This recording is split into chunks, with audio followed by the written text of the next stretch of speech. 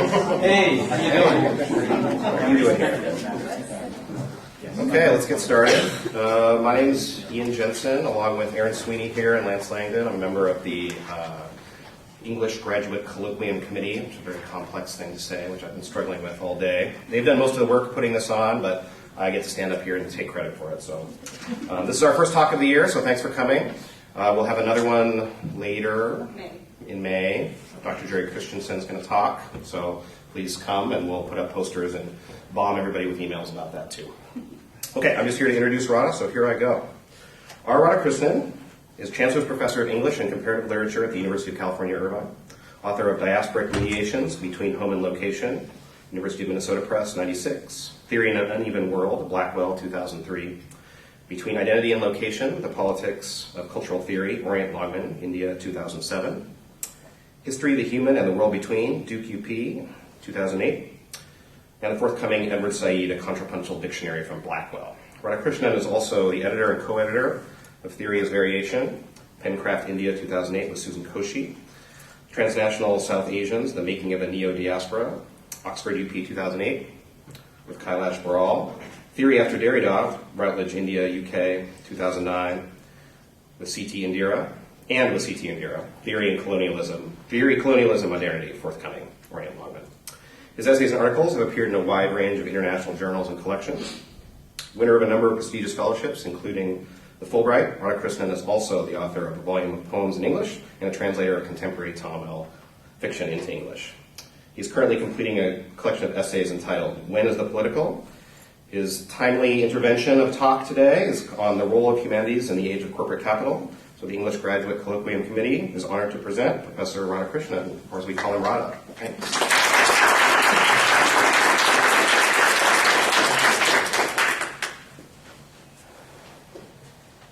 So people, how are you doing? On a scale of 1 to 10?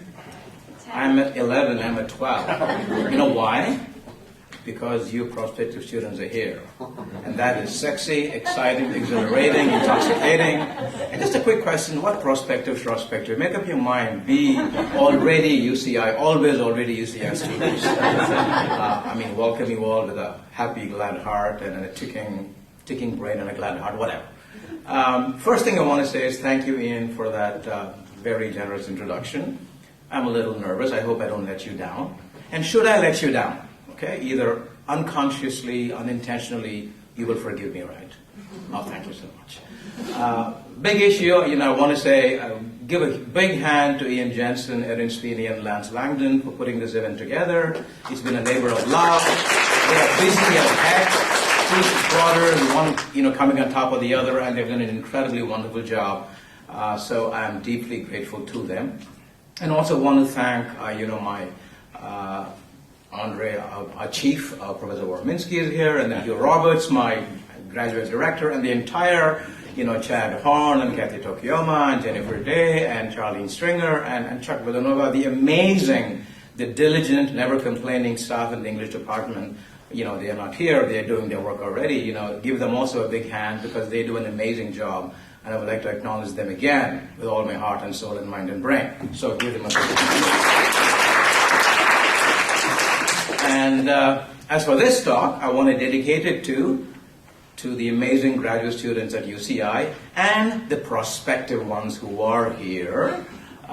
Wishing you all amazingly rich, profound, transformative doctoral dissertations and tenure tracks beyond. So here is to you, wishing you the very best. With that in mind, I shall move along. And I think what I have in mind with intense scrupulosity, ethically, with accountability to the big O and the small o, I have timed my talk, and I think it runs to about 35 to 40 minutes with enough time for Q&A. I'm hoping for an extensive, elaborate, visceral, if you will, no holds barred, no punches spared kind of debate, Q&A, especially when you want to recant, tell me, refute me and say, man, what the hell are you talking about? You're completely wrong. So really invite you to an open-ended discussion of a bunch of issues, humanities, life, interdisciplinarity, etc., etc., etc. With that in mind, I, with your permission, will go ahead. I may, right? Okay. And I do have a habit once in a while when I get passionate of speeding up, of accelerating. And if I should do that, just sort of, heave a big sigh and say something like this, and I shall subside back to equilibrium.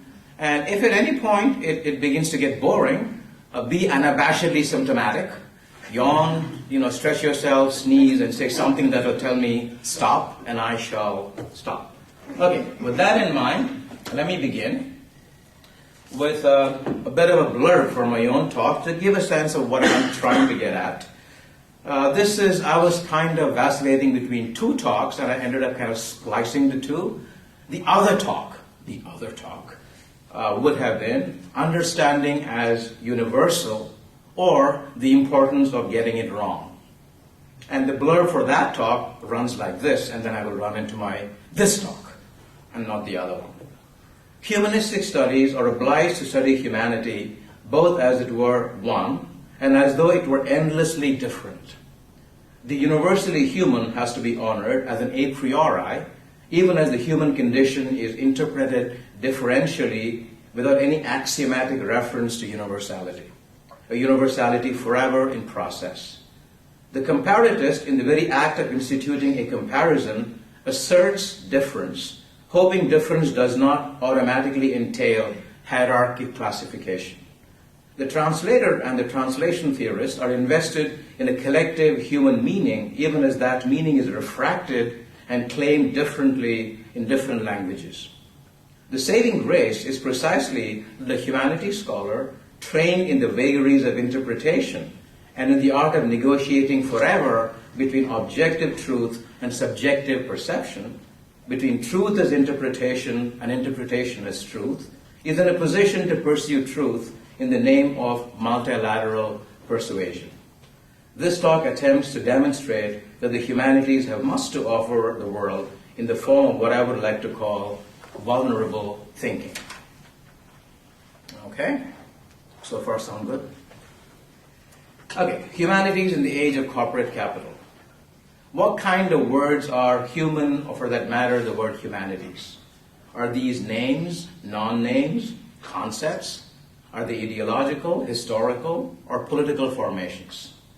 Is to be human natural, or is the human an artifact? Are these general terms, or are they functions of specialist erudition and discursivity? What does a humanities scholar do, and how is the burden of that work related differently to the human from that of the scientist or the technology expert? I'm reminded here of situations galore, like the one at a party when someone would come up to me and ask, "So, what's your line of work?"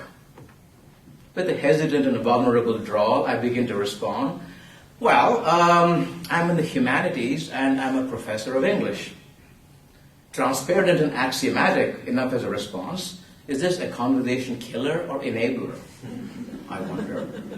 If pressed further, beyond the obvious possibility that I would be committed to grammar, syntax, correct usage, diction, then I venture the information that I'm a critical theorist of the post-colonial or the postmodern or the post-structuralist persuasion. Now this is downright embarrassing. When my interlocutor, bemused or keenly violated by my use of jargon, protests, "But I thought you said you were in the humanities." The assumption, of course, is that the humanities have not earned the right to generate their own vocabularies of skill and specialization. The expectation is that the humanities remain vital and simple, profoundly significant, and yet naturally or spontaneously accessible. So, how do the humanities practitioners think of themselves, and how are they perceived? Is there some profound misrecognition between these two perceptions? So how does one rectify this misunderstanding, and from whose point of view? Now, these questions cannot even begin to get addressed without a prior inquiry into the value of the humanities in general. In a typical undergraduate curriculum, what value is fulfilled by the humanities? Why does a chemistry major have to take courses in reading, writing, and literature? Conversely, why does an English major have to take courses in calculus and biology and physics? The rationale that one often hears is that a minimal exposure to the humanities is vital for a well-rounded education. So, what kind of notion is well-roundedness, and how do the humanities get implicated in such a pedagogical imperative? Does that mean that when a science major takes a course in the humanities, she is justified in her expectation that the course material will be easy, non-discursive, and assimilable without tension or friction? Should a physics major course intended for non-majors be more complex and more intimidating than a course in poetry taught by, say, Andrei Warminski? Intended for, would that, I'm sorry, let me go back. Should a physics course intended for non-majors be more complex and more intimidating than a course in poetry intended for a science major? The problem here is that the form in which exposure to the humanities is valorized is in itself problematic. The rhetoric of well-roundedness conjures up images of attending finishing school, or putting on makeup, or administering some form of superficial garnishing well after the recipe has been defined and cooked. The humanities are expected to make their pitch decoratively, non-ideologically, much like a vapid benediction after the deed is done. In other words, humanities are supposed to behave themselves and make no trouble. They are the academic institutional version of the model minority. In this brief intervention, it will be brief, I will try to explore the complicated and often contradictory relationship between the valorization of the humanities and the valorization of value. I've experienced and confronted by now for about 3 decades in the American academia the dire incommensurability that undergirds the relationship between the humanities and the sciences. Time and again, and this has become obsessive of late, the humanities have been exhorted, even threatened to shape up, corporatize their enterprise, produce determinate products, or else lose favor/funding. Salary imbalances between humanities professors and professors of pragmatic and product-oriented scholars have remained spectacularly egregious. Without fail, and with rampant exasperation, the chairs and deans of the humanities are enjoined by the powers that be to translate themselves into a language that will be legible and intelligible to the corporate gaze. The humanities are perennially reminded that they aren't pulling their weight within the system, and reprimanded for the radical positions they take against the status quo, despite the stigma of not being productive enough. In the worst-case scenario, the humanities are perceived as the intransigent Bartleby the scrivener who prefers not to and yet demands sustenance. If to transpose Arden's ironic insight somewhat, humanities make nothing happen, why then are they valued, and why are they perceived as necessary for a well-rounded education? I'm reminded of the platitude that was popular when I was growing up in India: teaching is a noble profession. Indeed, it is so noble a profession that it is literally invaluable, in a sense, valueless. You play on the literal and the figurative, and then you don't quite know how it eventually will parse itself out. It can become a case of martyrdom, which is beyond any kind of valorization. Nobility is so pure a value in itself that it does not need to be valorized historically as a value for itself. To put it somewhat starkly, nobility and martyrdom are a perfect match. If the humanities are symbolically invaluable but of dubious value at the level of pragmatic and instrumental transactions, then the only feasible way to defend the non-utilitarian utility of the humanities to the world at large is by way of a reactive rearguard action. Or is it? Are there ways in which the purposiveness without purpose of the humanities can be argued for against the grain of an opportunistic utilitarianism? In other words, is it viable for the humanities to win its cause without having to denature itself?